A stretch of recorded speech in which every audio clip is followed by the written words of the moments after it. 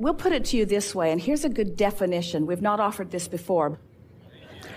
Action is the dabbling in the specifics of the manifestation. For the most part, most people are offering action instead of offering stable vibration. So most people are offering most of their action in order to compensate for the energy that went awry earlier because they were not aware of it in the earlier subtle stages. So if you're not aware of what you're doing vibrationally in the early subtle stages, and you've begun attracting something that there's a momentum coming, and when the grid fills in, there is a momentum. And it doesn't matter what grid it is that's filling in, there's always a momentum. So a lot of people use their action in order to try to compensate for the momentum because they weren't paying attention to what they were doing earlier. It's sort of like the cast on your arm is sort of like that. That was action that you applied after the fact because you weren't paying attention to what you were doing vibrationally before. It is so delicious, though, to do the grid work first, and then as the grid is filling in, the action is inspired. If you've been listening to us for a while, we've been saying this for years, that if you tune in, tap in, turn on to the energy, and then do whatever you feel inspired to do. Not motivated. Motivated is trying to fix it when it's going wrong. Inspired is when the vortex is calling you toward it. That's that feeling of inspiration. And it's that feeling that you know the rightness of it. You just can't hardly stop yourself from doing it. It feels so right to you. Where the motivation is, I need to do that. That's that obligated thing. And we know there are plenty of things. You are a very busy bunch. You live in a world that is more interconnected than ever before, and you have more details that are flowing through your life experiences. If we were standing in your physical shoes, we would not integrate so specifically with so many people so much of the time. Because just your awareness of what's going on, just your Facebook alone can distract you from the core of who you are. And at the very least, we would set a vibrational tone of our intentional broadcasting. Sometimes we would like to say to you, just get aligned and then follow your inspiration. And then people say, so you're saying don't go to work and do not make my bed, do not mow my lawn, do not do any of those things that I feel responsible to do. And we say, well, the thing about that is that when you don't do what you said that you would do, then usually it gets worse. In other words, because not doing something is taking action too. Ooh, not doing it is an action too. Whether you do it or don't do it, you're taking the action not to do it just like you're taking the action to do it. Have you noticed how difficult it is not to do something? Jerry used to say to Esther, honey, do not pick up that suitcase. And Esther is thinking, there's no way in the world that I am not going to help this little person pick up my suitcase. In other words, non-action is more difficult sometimes than action. You want to do what you're inspired to do. Don't make decisions about what you're not going to do, and don't make a lot of decisions about what you are going to do.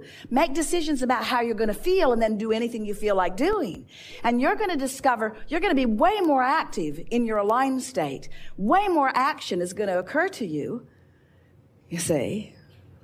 So then we want to say that since you have different vibrations going on relative to different subjects, and often there are things that you just need to do. You have responsibilities and you can't just not do them.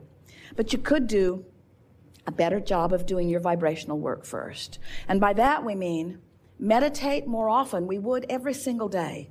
We would take the time to quiet our mind. We just would, because that is the easiest way to sort of clear out the vibrational clutter. And then we would make lists of positive aspects, and we would make them about things that are really easy to make them about. We would not be trying to create with our positive aspect book. We would be genuinely tuning ourselves to the frequency of what feels good. So we would pick the easiest things in our life that make us always feel good when we think about them, and we would fill the pages of our book with only that. And then we would look for reasons to appreciate it as often as possible, and then we would do everything else that we feel like we need to do. the best process that we've ever offered for this. Esther was in a sort of fit of frustration with too much to do. And Jerry and Esther were sitting in a restaurant, and they had paper placemats in front of them. And Esther said, Abraham, I don't know what to do. She was sitting there overwhelmed with her list, which was pages and pages and pages long. And so we just encouraged her to draw a line down the middle of the placemat. And we said, on the left side, write, universe, take care of these things. And on the right side, write, I will take care of these things. And then we encouraged Esther to write what she wanted the universe to take care of. And so she made a list. And you know, it was quite a general list. It was quite a general list because she wasn't thinking in terms of the universe washing the car today. She wasn't thinking in terms of the universe doing those things. It didn't compute in her mind. So she wrote general things like help so-and-so feel better and help this situation sort of resolve itself. And she just put general things on that side of the list. And we encouraged her to go through her list and pick out the things that she really needed to do and then put everything else on the universal side of the placemat. Well, so she did. She went down. It took almost an hour after they had finished their meal for Esther to transfer everything to the placemat. And on her side were only 4 things. It was something like make a bank deposit, and they were important things that really needed to be done that day. So she accomplished those 4 things, and with relative ease. And to her astonishment, several of the things on the universal side of the placemat happened without her attention to them. And then she was off and running. Well, what this placemat process actually does is it teaches you to let go. It teaches you to let go of the angst because she only chose the things that she felt were manageable. And in her new decision to only do this much, what she accomplished, which is far more important to the list than anything else, she accomplished a vibrational grid that allowed the universe to do what it's always wanting to do. And the placemat process simply got Esther out of the way, you see. Mostly what we'd like to say to you is go do what you need to do and be happy more. And chill more. Have more fun. Look for more reasons to feel good. You have to realize that through the experience of life, of knowing what you don't want and knowing what you do want, you have very specifically put the characteristics of what you want into the vortex. And the larger part of you has not only been aware of them, but has been the vibrational equivalent of them ever since you put them there. And every time you have a new experience which causes you to amend it a little bit, to change it or expand it a little bit, because as you move through life, you do that all the time, the inner being part of you keeps up with it. So you created it specifically, and it stands with such specificity that it stands there really specific. It does. It stands there in that perfection that you have assigned. And so now your only work is to allow the perfection that you've assigned to flow into your experience at the perfect moment in time. And that's why we said earlier, when you feel impatience, it means you're not allowing it. Even though it's ready for you, you're not ready for it. It just bounces off of you. Somebody else doesn't walk away with it, but you don't get it. We want you to just chill out. That's why we say things to you like, you never get it done and you can't get it wrong. It's moment by moment by moment. That's the fun of all of it. It would be like being a wonderful athlete, let's say a tennis player, really enjoying the game, who wins all of the top honors and then says, no point in ever playing again. And we say, really? We thought you were playing because you liked the agility that your body discovered. We thought you liked to play because you liked the clarity and the strength of your body. We thought you liked it every time you put that ball right where you meant to put it. We thought you liked the intuitive feeling that you had when you anticipated where the ball was going and you were there to meet it. Even when that other guy is so good that he usually surprises people. We thought you liked the game. Are you saying you only liked the trophy?